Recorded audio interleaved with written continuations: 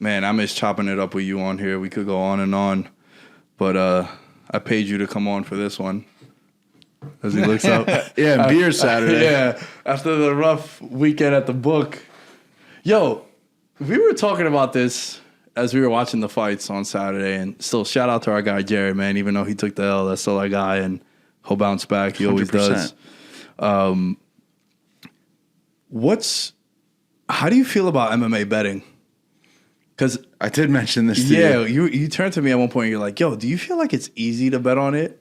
I didn't say that. I did say that, but then I know what you meant. Walked back on in it. context of all the sports, where would you rank it? I think it's the easiest to pick a winner.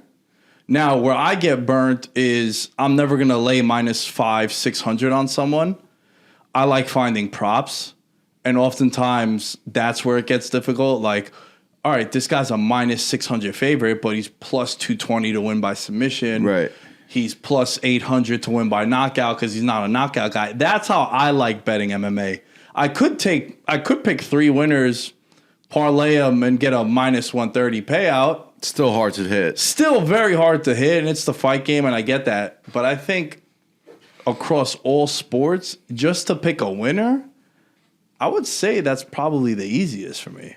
Yeah, I think so too. I only said that because that's how I feel. Like sometimes, just like implied probability, right? So someone's like minus 180 or 190, or even like, so I've laid like 320 on like guys, and I'll be like, yo, I really think they're like that much better. And they say like 300 is like you should win in the first round. Like, I mean, even in any aspect of game, covering your price, like, right? So minus 300, you should take them out with ease. It shouldn't even be a fight, blah, blah, blah. But yeah, I asked you that because I felt that same way. Like, I mean, I have the most success when I'm gambling MMA. And I'm kind of shitty in NFL and football, college, or whatever, baseball. Like, I'm kind of whatever. But MMA, like, I feel like I do much better than any other sport. And I think I mentioned to you, like, yo, it's like you're not relying on a team. You're not relying, like, if you bet a football game or a basketball game and like one guy gets hurt, you're like, oh fuck, like my chances have either increased dramatically or decreased dramatically. Whereas in the fight game, you're like, it's just that one guy you're relying on. He could get injured, sure. Like you said, we talked about Mike Chandler when he fought Brent Primus. Yeah, we were at that. Broke his leg. Yeah, Mike Chandler's fighting this weekend too. Mm-hmm. That's why I mentioned that. Look at you, professional segues. Yeah. But yeah, man, like I just feel like it's easier to get a read of like how something can go in MMA. For me anyway, because I watch MMA. I don't know about like boxing or anything, but MMA, I feel like I have the strongest feel for when it comes to betting. Yeah. Not that I'm great or anything. I'm not going to sit here and say that. I totally agree with you. But I just think it's easier to have reads or pick something out. Yeah. No, I agree with you 1,000%, man. I don't think that we're saying that it's easy to bet on. We're saying it might be one of the easier ones for us also because of how well we know it. The hardest one to bet on is football. It's also the hardest handicapped because that's the most popular sport. So the sports books are not giving you there's no like easy games. There's no except the Dallas Cowboys wild card weekend. Right? Come on, baby. That's, You told me that since week 15. I was like, yeah, I'm in. That was the first round bounce dance. OD. We was doing that. Yo, this card overall, how do you feel about it? Like my hype isn't that high. I feel like it's a different card in terms of like there's so many veterans on it, which is cool. But like, I feel like the matchups that matter, there aren't many of them. I'm excited. I'm always excited for Tony Ferg. That's my guy. You know that. I always message Dylan. I'm like, yo, best lightweight in the world still. He's like, yo, this guy's going to fight in like 2 years. And he's been dominated for like 9 straight rounds. What are you talking about? Oh, yo, chill out. He would be Khabib back in the day. But there's like legends on here like Shogun. You got Cerrone, Lauzon. That's a great fight, Joe Lauzon. That's a loser leaves town match, right? It has to be. Lauzon already left town. And yeah. He's coming back. We saw him get beat up pretty bad in Brooklyn 223 when he fought Gritzmacher. That's right. And Gritzmacher was like a heavy dog. I had bet Gritzmacher that night, I remember. But yeah, that was like he fought JSP, Jonathan Pierce. But he only has 2 fights since Brooklyn. That was 223. That was what? He had retired. 18? Yeah, he retired. He had retired a little bit too. Yeah, so. And Cowboy is on like a 7-fight losing streak. Yeah. He had gotten hot and then It's been bad, man. I hate when you see guys like Cowboy, dude. Damn, yo, it really is 7. 5. Wow. Oh, no. Nah, he fought grappling. Oh, He had a no contest against the. Oh, I think he won that Nico Price fight, right? But it got overturned, or Nico Price might. Yeah. Yeah, no. Yeah, contest. Price tested positive for marijuana. So he lost to Tony, he lost to Gaethje, he lost to Connor, he lost to Pettis. The overturn against Price. All top flight guys, by the way. Like these are no slouches. Yeah. He won a submission underground over RDA. Then he lost to Morono. Yeah, man. It's like... Oh, it's not 7 in a row. There's just some grappling in there. Yeah. Okay. It's 5 in a row if we're going by fights. But, dude, it gets sad, man, when you see guys like him who, like, were, he was the original fan favorite, bro. Oh, hell yeah. Anytime, any place would fight 4 or 5 times a year. Bro, I think I've said this probably several times on the podcast, but it was mad cool hanging out with him when we went to see, I think Jonathan Webb fought, and, like, Sean Brady was there hanging out at Borgata.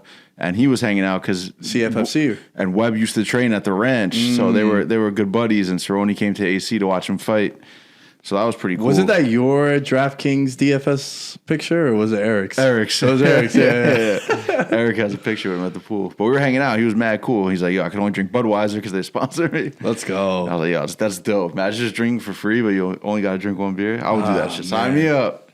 If there's any beer sponsors out there, Budweiser, swing them. Budweiser pays him probably super good, but yeah, I'll always tune in for a Cowboy fight. My favorite memory is him beating Alex Hernandez in Brooklyn on the first ESPN card when Hernandez was talking all that shit. He got fucking switch kicked, put out, dropped, and then I think ground and pounded to finish him off.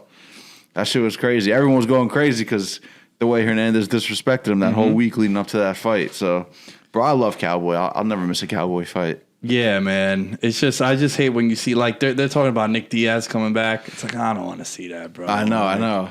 He was as a human being, you don't want to see that. Yeah, dude. And also like you never want to be.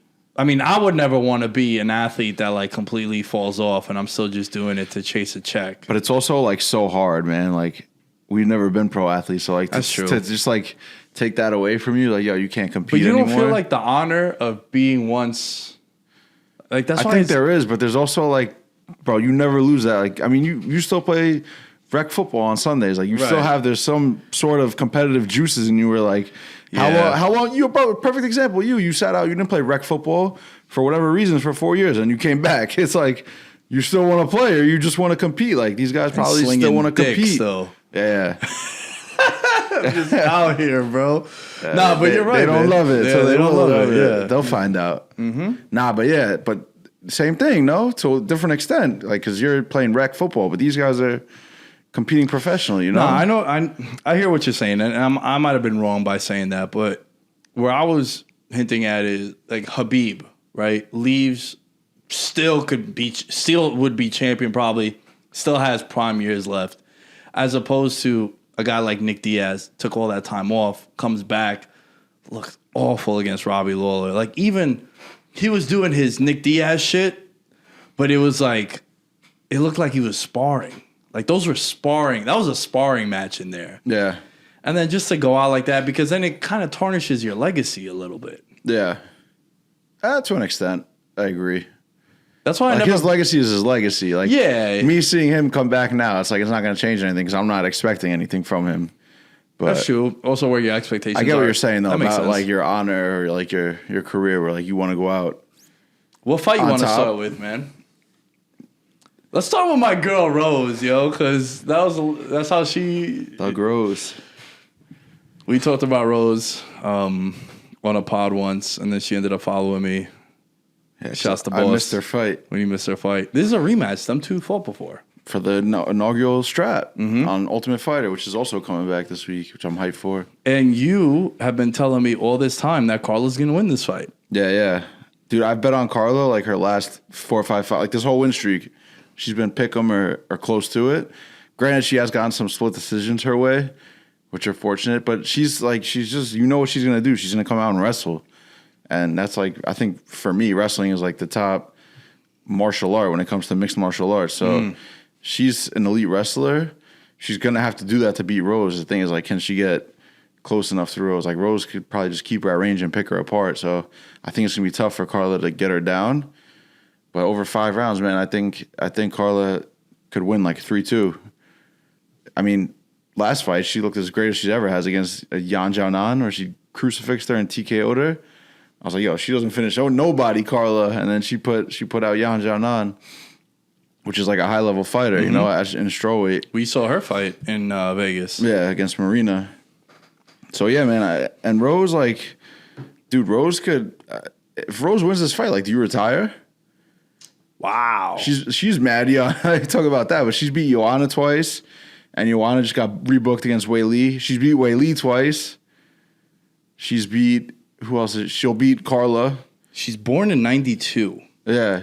So that makes her 20. No, it makes her 30. But who does she need to beat at strawweight anymore? Who's there left for her? She's technically still 29. She hasn't made 30 yet. Like, her birthday's at the end of the month, June. Wow, man. She beat Andrade to get her belt back. Yeah. Beat Wei Li, Joanna. Marina, maybe? Tisha Torres. Yeah, maybe Marina. But do Marina you need that Rodriguez? fight? You know, it's like, I think she took this fight because she lost to Carla early in the career. So and she wants to get it back. Man, I didn't even think about that, because she does seem like someone that's there's always been like those rumors where, well, I mean, she stepped away when she lost her title to Andrade when she got slammed. And she was like, I'm happy I lost. She was and feeling a lot of pressure. She's been adamant about mental health stuff, and I don't know, man. I never thought of that. That's an interesting. Yeah, I think this could be her last fight. Legit. Wow. She's 11-4. If she gets it back. If she loses, I don't know. Maybe she'll come back. Loses to Carla if she drops the title. Damn, she'll be 0-2 against Carla. But it's like, I just don't see anything left for her. Yeah, that's interesting, man. You know, the thing about Rose that's really cool is I feel like she's so technical in her striking. Like, this card has 2 fighters that I love watching.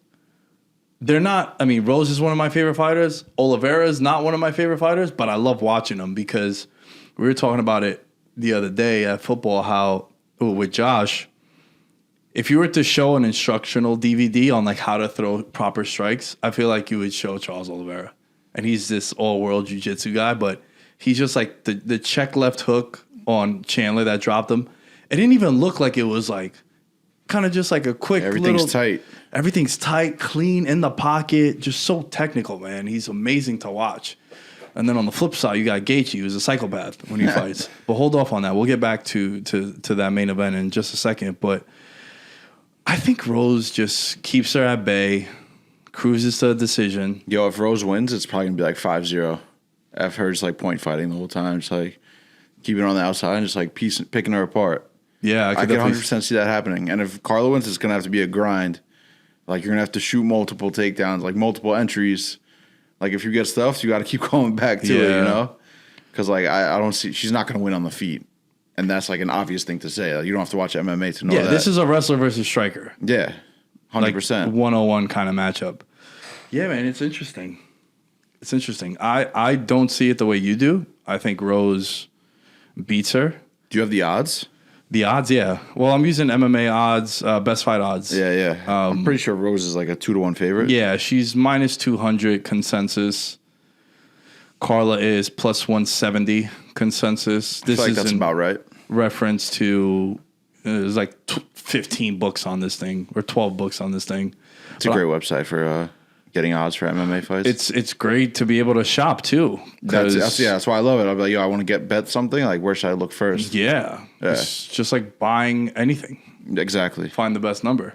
I'm going Rose though, man, and I think rather comfortably too. Like you said, it's either going to be a 30, a 47-46, 48-47, 48-47 Carla, or it's going to be I'm going to take Carla. I think she's going to be like super persistent with. Like I said, if she gets stuffed, I think she's going to keep coming back. I'm going to go Rose. But you got me thinking, man. You rattled me on this one by we could bet a beer straight up. Yeah? I'll bet a beer on that. Yo, remember when I told you, like, yo, I'll go heads up with you on that fight? You're like, nah, I'm going to take the odds. Like, why would I go? Yeah. Oh, yeah, dude. I forgot. Like, yo, I'd rather just bet at the book if we're going to do that. Fun. Yeah, we'll do a beer. But this one I'll do a beer. Yeah, we'll be out watching it, hanging out. For sure. Let's do it, and we'll post about it when it goes my way. Oh, boy. What other fights are you looking forward to? Well, we got Tony, your boy Tony, against Chandler. Tony, another one on a losing streak, but also has fought who's. It's Gaethje, it's Dariush, it's Oliveira, who's now the champ. He's gotten smoked by Dariush and Oliveira, though. And Gaethje, kind of. He had that one moment in, the third or the second? Second round where he dropped him with that uppercut. Right at the textbook uppercut. But then after that, he's been just clipped. He got beat down, bro. Like, yo, fights like that change your... I mean, he's been in wars before that, but, bro, he got bad. He was out on his feet, like, like waving Well, there was that famous picture of everyone who has fought Tony Ferguson, and it's like all their faces are all cut up and mushed up. Yeah. But now he's that guy that's getting worked. You think he got anything left? Yo, Chandler, bro. That's as tough as it gets, too. Like, that's... 4-1 favorite, Chandler. Minus 400. I don't disagree. Tony plus 300. I just love Tony Ferguson, bro. He's a legend. He's been around forever too, and like he did such crazy things, and it's still wild that he never got an undisputed title shot. No, yeah. What do you win? 12 in a row or 13 in a row? How many times was that Khabib fight booked that fell through? 223. We just talked about it. How was that? That was supposed to be Khabib Ferg. Dude, when I went to April Vegas, Fool's Day, he trips over a wire.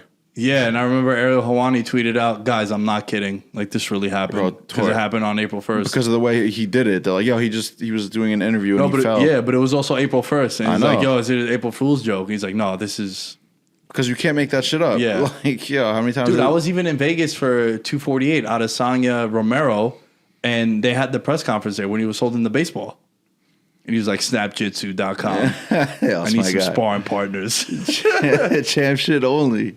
Yo, he don't train with nobody. He trains like out of his garage. He might have like a team of 4 or 5. He goes to 10 Planet for the jits. Yeah. He's an Eddie Bravo guy. Yeah. But he still has like people come to him. Yeah. Like you don't really train in the gym. What do you make of Chandler so far in the UFC?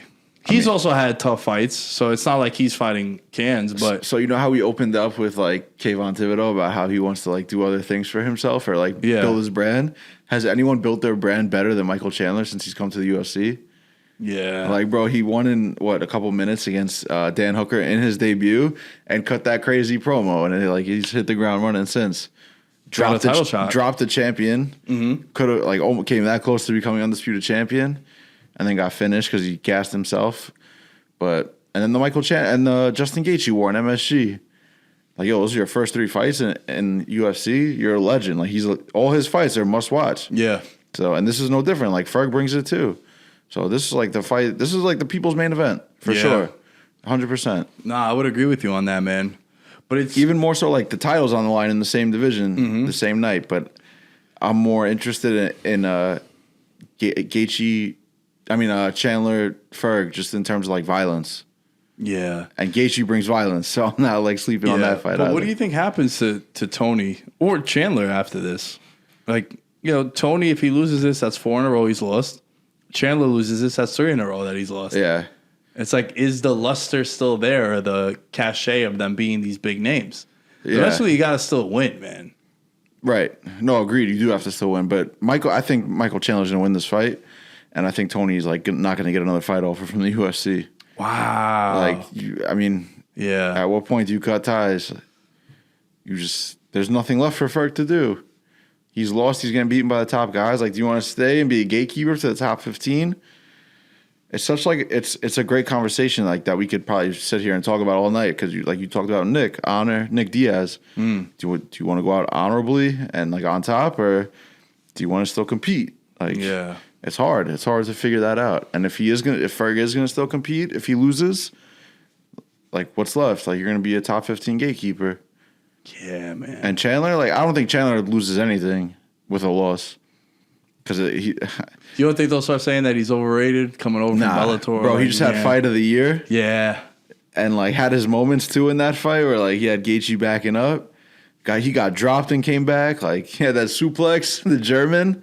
That wound up being nothing, but it was still like a moment. Cool. Hell yeah. So nah, bro. Michael Chandler's good for I think a little while because, like I said, he built his name up and his brand inside UFC, but also like outside UFC as like someone that you hear Michael Chandler. Like, yo, Well, for the I wanna see longest what he's time, doing. he was the best fighter in the world that wasn't in the UFC. Yeah. Bellator world champion. And then he comes over, and like you said, he just has such an amazing first impression. Right. Yeah. So Sleeps Hooker and then has that moment against Oliveira and then fight of the year. Bro, that might be more than fight of the year. That could be like fight of who knows what. But you'll see that fight on like highlight reels for years to come. bro, it's crazy watching that live. I just remember everyone being on their feet from the beginning. Like the first minute in, they were like, it opened the fucking pay-per-view card, bro. How crazy is that? Yeah. But they did that because of Trevor Whitman. I know. But I'm just saying, like, regardless. Yeah, so wild, dude. Chandler, though? Yeah. I want to pick Ferg so bad. Heart wants Ferg, but if you're asking me to put a ticket into the window, it's easily Chandler. Man, I'm with you. I think it's Chandler for sure. I don't want him to... It's weird because I don't want Tony Ferguson to get finished, but I also don't want him to get dominated like a 30-26 or you know, like, man, I remember Gaethje hit him with that jab, and then he did that like, that's what I'm saying, like no more or whatever. Yeah, and Herb Dean just like stepped in. You have to. Yeah, at that point, he's just out on his feet, bro. That was crazy with Gaethje, but I'm gonna go with Chandler also. Do you like I love the Randy Brown Chaos Williams fight. That's gonna be a fun fight for fans. Yeah, hell yeah. If you want to see Chaos Williams, I think was down 2-0 to Baeza. Yeah, I bet Baeza, and he fucking put him to sleep. Like off balance too. It was like I think he was going backwards. Slept him. Yeah, that fight's probably like minus 400 to finish early. Yeah, probably. I would say that's a good one too. Brandon Royval on prelim. That's a guy who I like fighting. Like watching fight. Is that your favorite fighter nickname? Raw Dog Royval? Raw Dog Royval, baby. Yo, I remember his debut. I took him on DFS, and he was like 7,200, and he got I think it was a decision, a finish he got. I think he got a sub. I know one of his crazier fights was against Kai Kara France when in Abu Dhabi, bro. That fight I was in Wyoming for that. And that it shit was Tim Elliott. Nuts. He beat Tim Elliott. Dude, he's fought choke. Like a monster schedule. Yeah, and then he fought Kara France. Then beat him, right? Yeah, he beat him. Yeah. Guillotine choke. Remember that fight was nuts. The transitions were crazy in that he fight. lost to Moreno because of shoulder injury. Right. And then he lost to Pantoja, who's like in the mix for a title shot. Yeah. And he's coming off a win against Bondarine. Yeah. That was a close-ass fight. It was a split decision. Let's get to the main event, man, because this is what is going to get people intrigued in the whole card. It's the headliner, Gaethje Oliveira. Oliveira still disrespected? I definitely think so, because anytime anyone mentions his winning streak, they mention his strength of schedule. Like, who's on there? Damn, I have to go look off the top of my head. But, like, Tamer's on there. I got you right now. Yeah, so go ahead. He comes off a loss to Paul Felder by ground and pound. That was a great fight. He had Paul Felder in a deep-ass armbar, I think it was. And then he beats Clay Guida, Giagos, Jim Miller, Tamer, Nick Lentz, our boy Jared, Kevin Lee, Tony Ferguson, Chandler, Poirier. Now, you can say the strength of schedule, but after like Kevin Lee, and remember Kevin Lee at the time, there's some names on here, bro. Bro, forget the strength of schedule. Like, he's putting these dudes away. There's not one decision there. How is that not like talked about more than the strength of schedule? That's where I feel like he gets disrespected. And Kevin Lee, like you said, was coming off that Gillespie head knockout, which was knockout of the year, arguably, at MSG. Holy shit, he's really on a 1, 2, 3, 4, 5, 6, 7. Oh, Ferg, he went to the decision where he was like fucking about to snap his arm. 9 of his 10 wins are inside the distance. And you could argue the Ferg one should have been stopped with that armbar where he had that shit behind his head. Dude, he tucked it underneath his armpit. You know how deadly that is? It's so nasty. If you do that to someone when you're drilling or and rolling at the gym, if someone was to get that to me, I'd be like, hey, man, did I like have sex with your girlfriend and you're doing this to me? Like, why are you so angry at me? that's like, yo, fuck this guy. We can do that one. That's no joke. But yeah, yo, I don't the strength of schedule shit. It's 50-50 to me when it comes to discussing it. Like sometimes I think you could use that in a defense, but then also when you look at his last 3 fights, I just like look what he's done to his schedule though. He's putting everyone away. Yeah, it's not like he's going to close decisions with these guys. No split decisions. No decisions. Forget decisions. Yeah. There's no judges involved in any of these fights. It's fucking crazy. I think he might be the most disrespected champion. So not even because of that. It's also like there's so many big names in the 155. Yeah. And they're just like, oh, Charles Oliveira is a champ. And it's like, oh, he's been around for so long, too. Like, you look at some of his highlights. And he's still young. Like, yeah, bro. It's the wildest thing ever. He's 32. I know. I always think about, like, 33, the UFC, the way they, like, that 55 division is stacked with names. You got Chandler, McGregor is there, Poirier is there. Like, those are the guys for the company. Like, that's who you want as your champion. Like, Charles Oliveira is a phenomenal fighter, but I don't know if you want him as your champion for business. Like he's great. Like I think he's great for business, but those guys are like all the way up here, and Oliveira's like right. You know, he's a little below them. Yeah, well, it's also the language barrier though too. It's also the language barrier. Yeah, he has a translator talking for him. But he's international. Like having Brazilian champ is also huge for the company. Absolutely, yeah. That's probably their biggest market, I would say, right? Yeah. Outside of the States, probably, or Europe, I guess. But yeah, like Russia probably now too. Yeah. But man, I just think he's awesome. He's one of my favorite fighters to watch. And on the flip side, it's Gaethje, who I think is everyone's favorite fighter to watch. Yeah. That guy is just. I remember telling Ahmed over the weekend, he was watching it with us. He's like, yo, he was actually like an All-American wrestler. He's like, no way. Gaethje? Like, yeah. Yeah. I was like, yeah, bro. He came in as a wrestler, and then he wanted to be the most exciting fighter. And that's why he. Yeah, his story's kind of crazy because like they'd show clips of him and Whitman. I forgot when he lost to. Who'd he lose to? It was Poirier. Yeah, and he's like, I don't know if I want to do this shit anymore, or he's like, I want to win now or something. He's like, all right, so we'll hone it in. Like, we don't got to put on Fight of the Nights every night. We're gonna, get more technical and shit. He's like, you can't go out there throwing bombs. He's like, that's the way you like to fight, but it's not gonna win you a championship. And Whitman asked him. I know what clip you're talking about. Whitman asked him like, yo, what do you want to do?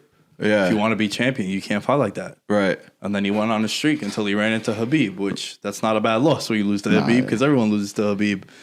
But do you worry about the jiu-jitsu though here? Oh yeah. Like legitimate probably white belt versus the highest levels of black belt. I know your boy Nate Diaz was on IG, wasn't it? He was clowning him. He's like, yo, you got a mounted triangle. It's like the ultimate form of disrespect. It's fascinating, this matchup, because if it hits the ground, I think, like, I'm betting this Oliveira inside the distance 1,000%. I'm betting it. Look at the track record we just laid out. Yeah, this fight is going to end early. Yeah. One way or another. Yeah. It's a classic betting one guy by submission, the other guy by knockout. Because, like, Gaethje ain't submitting anybody. Right. So it's going to be the stand-up of Gaethje and those leg kicks, right? Do you keep him at bay with the leg kicks? It's funny too. Like I was texting Dylan. My bad to cut you off about like just wars because we were talking about because the Covington pictures came out.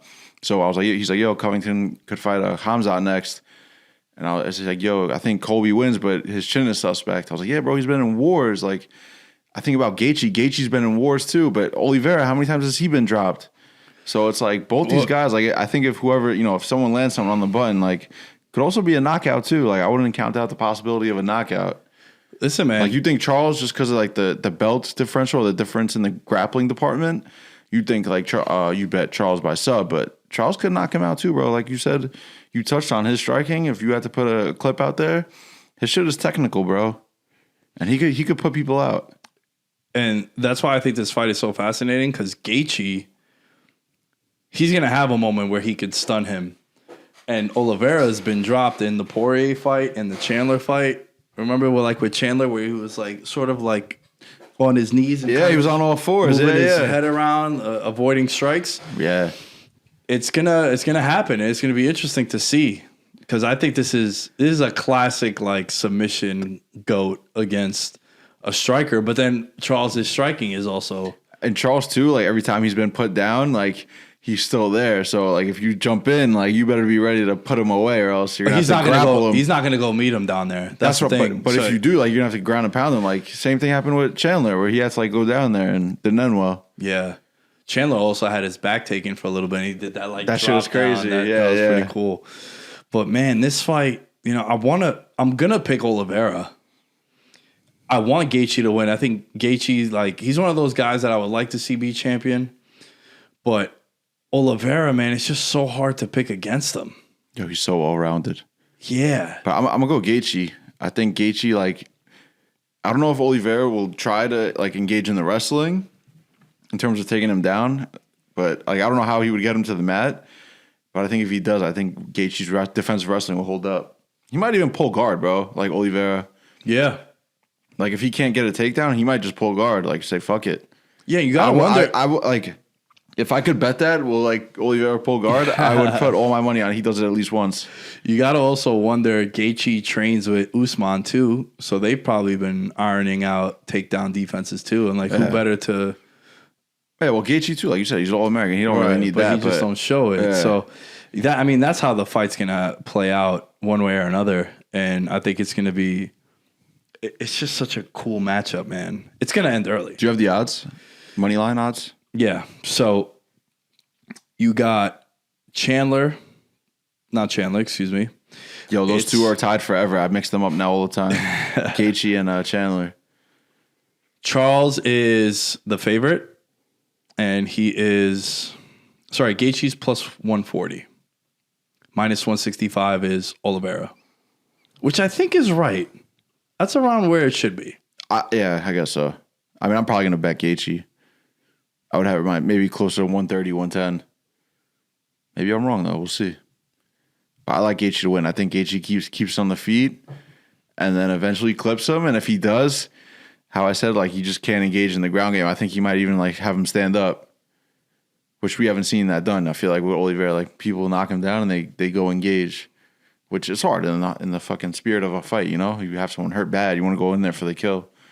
But I feel like Gaethje, just because, like, dude, that dude Whitman's a genius. Mm-hmm. Are you going to put in the Whitman parlay?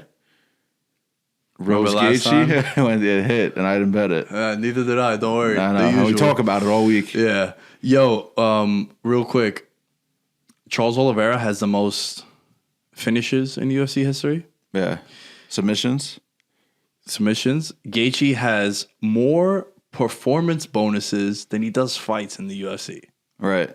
So this is gonna be a show, man. Bro, this is a fight where if you don't have a friend who likes MMA or who just like doesn't know about it, like bring him to the bar, bring her to the bar, and be like, yo, it's gonna be a great fight to watch. Yeah, and the card too. Yeah, the card too. The card's gonna be pretty cool. Got some big names on it and they'll show the highlights and we'll get Shogun 2 is on here. We didn't really talk about much. Shogun OSP.